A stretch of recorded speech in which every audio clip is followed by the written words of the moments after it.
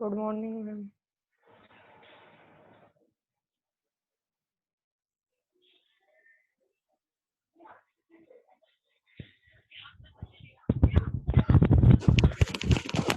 Good morning ma'am. जल्दी याद आ गई। Good morning ma'am. कौन आई के? मैम कहाँ है? कर रही होगी मैम कुछ काम। रुक जा।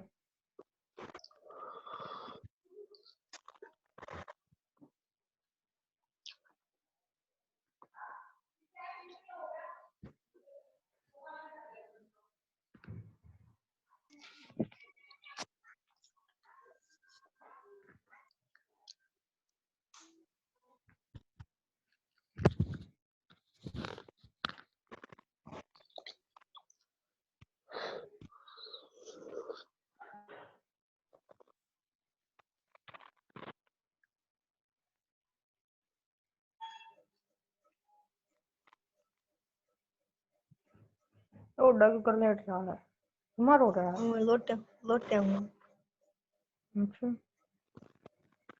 अब 9 बजे लिखा।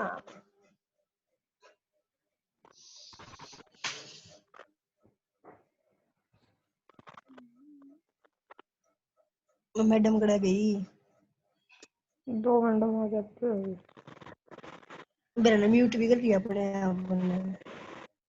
म्यूट कर दी। देखो ओ प्रेम है। प्रेम भी आ गया। राजी हो गया पूरा।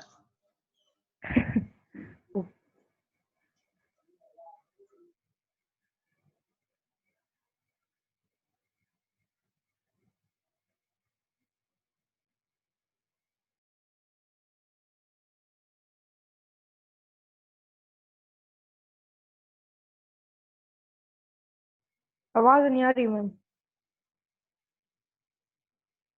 आवाज नहीं आ रही। अब आ रही है? Yes ma'am. हाँ, यस मैम।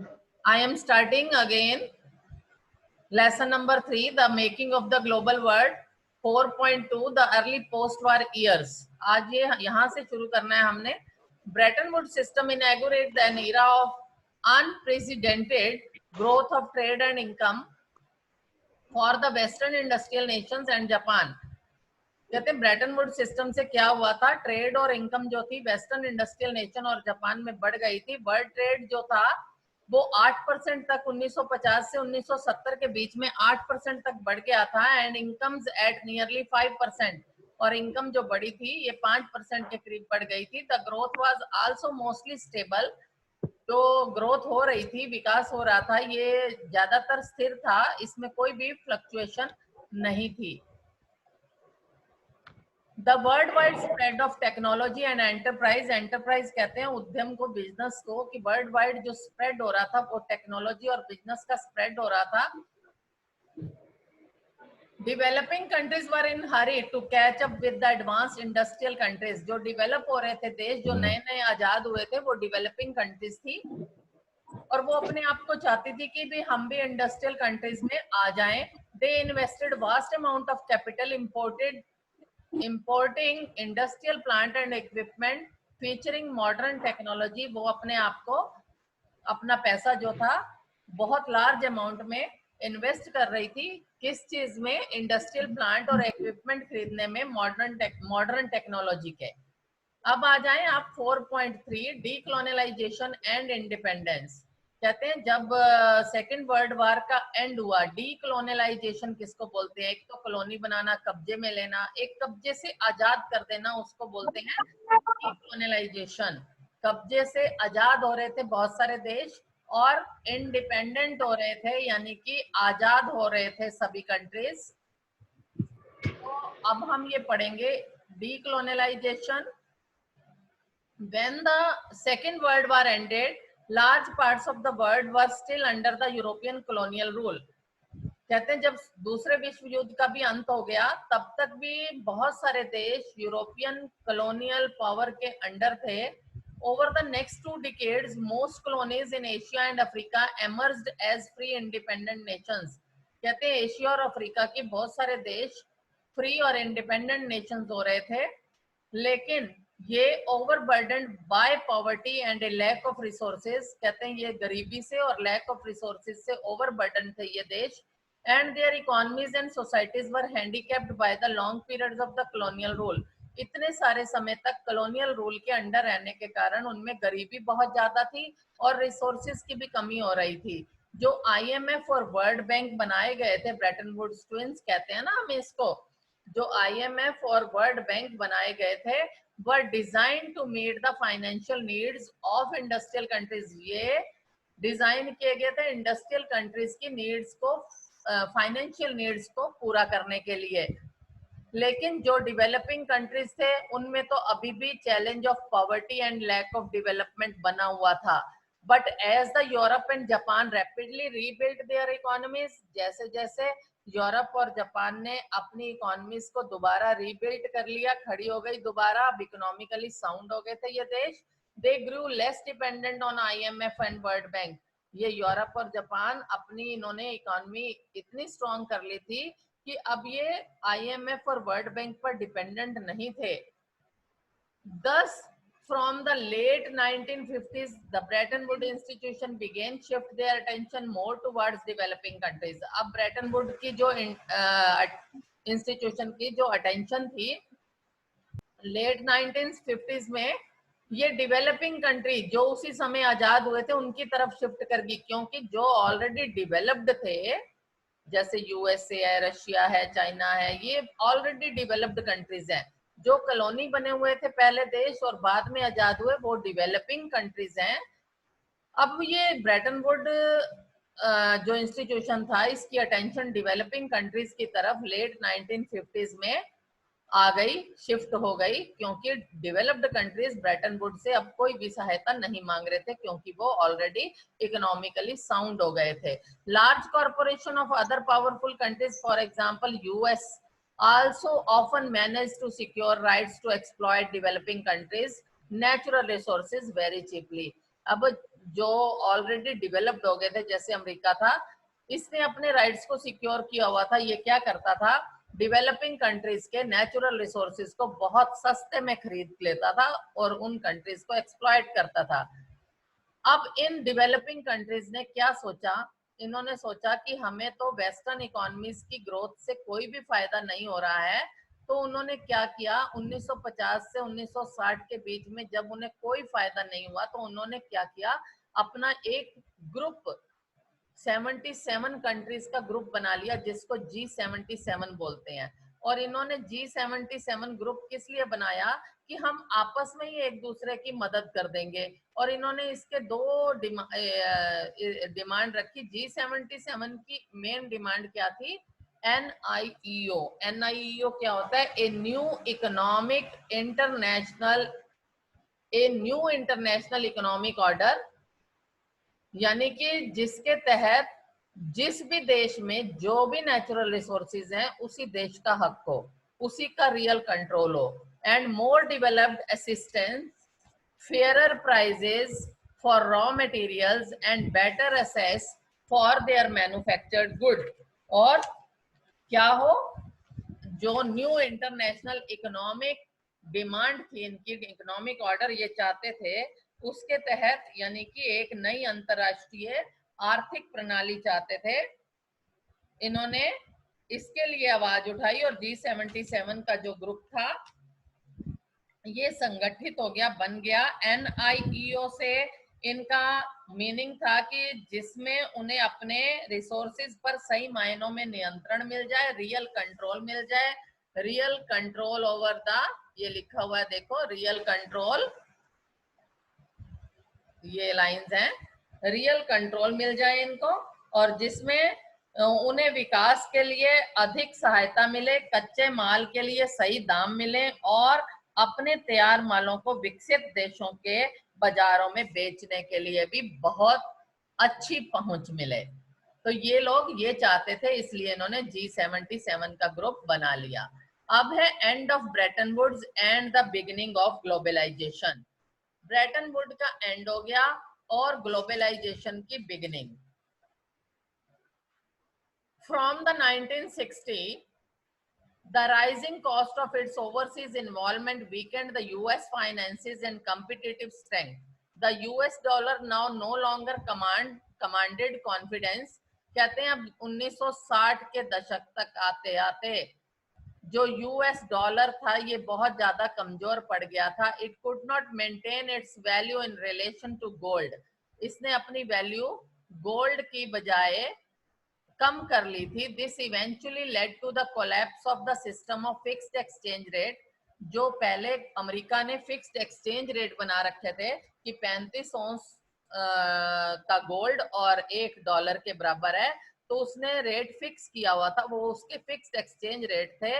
अब इसने अपने रेट्स को फ्लोटिंग एक्सचेंज रेट्स कर लिया था, और यानी कि हम कह सकते हैं कि introduction of the system of the floating exchange rate. अब हो गए थे. अर्लियर जो भी बच्चा बाद में आता है वो अपने आप को म्यूट किया करे, बार बार कहा जाता है. अब देखिए आगे. Earlier developing countries could turn into the international institutions for loans and developed assistance. कहते हैं पहले जो डेवलपिंग कंट्रीज थे, जो नए आजाद हुए थे, जो पहले कॉलोनी थे, वो उनको आजाद कर दिया था देशों को, वो होते हैं देश डेवलपिंग कंट्रीज. डेवलपिंग कंट्रीज ने could turn to the international institutions for loans. अब ये इंटरनेशनल इंस्टीट्यूशंस की तरफ पहले जाते थे लोन के लिए और डेवलपमेंट के लिए.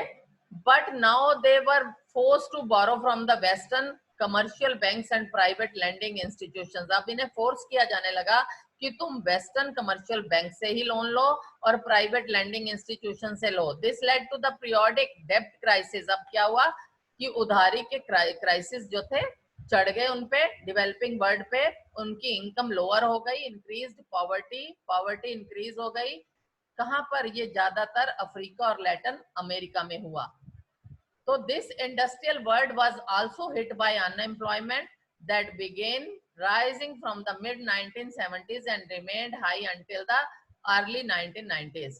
1970 के मध्य में शुरू हुई थी ये अनएम्प्लॉयमेंट, इंडस्ट्रियल वर्ल्ड में अनएम्प्लॉयमेंट, और 1990 के शुरुआत तक रही. तो from the late 1970s, MNCs also began to shift production operation to the low wage Asian countries. 1970 के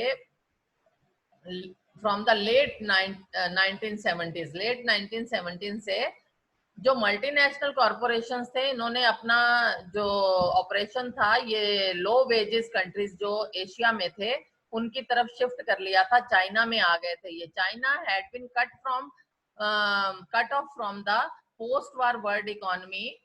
it's from the revolution in 1949. ये चीन जो था 1949 की क्रांति के बाद विश्व अर्थव्यवस्था से अलग थलग ही था, लेकिन वेजेस वर रिलेटिवली लो इन कंट्रीज लाइक चाइना. यहाँ पर वेतन चाइना में बहुत ही कम था, इसलिए एमएनसीज जो थी इन्होंने अपना डेस्टिनेशन यहाँ बना लिया था. इनको अट्रैक्टिव डेस्टिनेशन लग रहा था. So wages were relatively low in countries like China's, thus they became attractive destinations for investment by foreign MNCs competing to capture world markets. Have you noticed that most of the TV, mobile phone, toys, we are in shops, there are in shops and seem to be made in China. This is because of the low cost structure of the Chinese economy and most importantly its low wages. आपने देखा होगा कि China के वेतन जो है ये तुलनात्मक रूप से कम थे यहाँ. फलस्वरूप विश्व बाजारों में अपना प्रभुत्व कायम करने के लिए ये कंपटीशन में आ रही जो विदेशी बहुराष्ट्रीय कंपनियां थी, इन्होंने यहाँ पर चाइना में जमकर निवेश करना स्टार्ट कर दिया. क्या आपने कभी ये बात को नोटिस किया है कि टीवी, मोबाइल फोन, टॉयज जो हैं जो हम खरीदते हैं ये सारे चाइना से ही मोस्टली बने हुए होते हैं और वहां के जैसे ही लगते हैं ये. और ये चीनी अर्थव्यवस्था की अल्प लागत अर्थव्यवस्था और खास तौर से वहां के कम वेतन का ही नतीजा है कि ये इतना बाजार भरा हुआ है टॉयज से। चाइनीज टॉयज कितने आ गए हैं, टीवी आ गए हैं, मोबाइल फोन आ गए हैं, वहां पर लेबर कम पड़ती है, इसलिए ये बहुराष्ट्रीय कंपनियां, मल्टीनेशनल कॉर्पोरेशंस जो हैं, ये वहीं इन्वेस्ट करती हैं। In the last 2 decades, the world economic geography has been transformed as countries such as India, China, and Brazil have undergone rapid economic transformation. The relocation of industry to low wage countries stimulated world trade and capital flows. तो उद्योगों को कम वेतन वाले देशों में ले जाने से जो वैश्विक पूंजी है, वैश्विक व्यापार और पूंजी प्रवाहों पर भी काफी असर पड़ा है। पिछले 2 दशक से भारत, चीन और ब्राजील आदि देशों में इकोनॉमी में आए भारी बदलावों के कारण दुनिया का आर्थिक भूगोल जो है ये पूरी तरह से ट्रांसफॉर्म हो चुका है, पूरी तरह से बदल चुका है। तो ये बेटा आपका लेसन था। उसके बाद के ये क्वेश्चन आंसर्स तो आपको भेज दिए थे पहले ही, ये आपने कर लिए होंगे। मैं बेटा आपको एक बात कहना चाहती हूँ, लेसन तो खत्म हो गया है, लेकिन बेटा if you have any doubts और queries please clear that from me. You can send the message on WhatsApp, you can call me, utilize your much time in study. Lockdown period में आप दिन रात काम कर सकते हैं, अपने बोर्ड एग्जाम की तैयारी कर सकते हैं। सोशल साइंस कोई बहुत मुश्किल सब्जेक्ट नहीं है, this is not at all difficult, you can get 100% marks. थोड़ी सी मेहनत करके भी आप 100% मार्क्स ले सकते हैं, और यही दिन है जिसमें आप पढ़ सकते हो। इसमें मैं आपको बता रही हूँ कि थोड़ी सी मेहनत करोगे तो आपके 100 नंबर मुश्किल नहीं है आने, 100 नंबर आप ले सकते हो। जो भी लेसन मैं आपको पढ़ा रही हूँ उसके 1 वर्ड ढूंढने का प्रयास करें आप, और कोई भी क्वेरी हो तो वो मुझसे पूछा जरूर करें। और ज्यादा से ज्यादा बच्चे क्लास अटेंड किया करें। रिकॉर्डिंग तो मैं आपको भेज ही देती हूँ, उसके बाद आप रिकॉर्डिंग सुन सकते हैं। और आज ये आपकी क्लास जल्दी खत्म हो जाएगी। इसके बाद 3 दिन आपकी क्लास नहीं है। अब आपकी क्लास जो होगी वो मंडे को होगी। मंडे को मैं आऊंगी आपके पास लेसन नंबर 1 ऑफ ज्योग्राफी लेके, जो कि है resources and development. Resources and development वाला लेसन है, लेसन नंबर 1, वो हम पढ़ेंगे। और अगर इस लेसन की कोई भी क्वेरी है तो आप मुझसे वो पूछेंगे। थैंक यू बेटा, थैंक्स टू ऑल। मैं अनम्यूट कर रही हूँ, अभी सब बोल सकते हैं।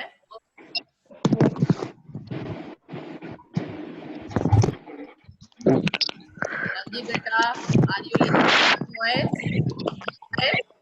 आपको मेरी आवाज सुनाई दे रही है? Hello ma'am. हाँ बेटा, आपको लेसन समझ आ गया? Yes ma'am. ओके बेटा, bye bye bye bye ma'am. Bye.